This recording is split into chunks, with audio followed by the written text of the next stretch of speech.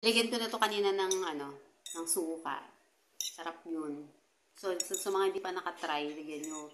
Iba-iba kalamansi ang nilalagay ako. Ginaya ko lang din naman yun sa kanila. Nalagyan nila ng suka.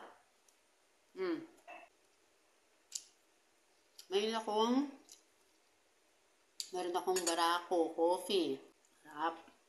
Bagay. Kasi nasubo mo ng pansit. Ayun na kape. Good. Para siyang pansit habhab. Mandok sa ginagawa ng pansit habhab. Nalagyan ng suka. Ayun na kape. Kaya ba? Ano ba yung favorite yung nilalagay sa pansit? Ako suka.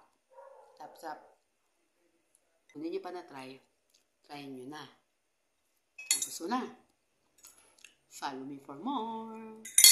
Bye!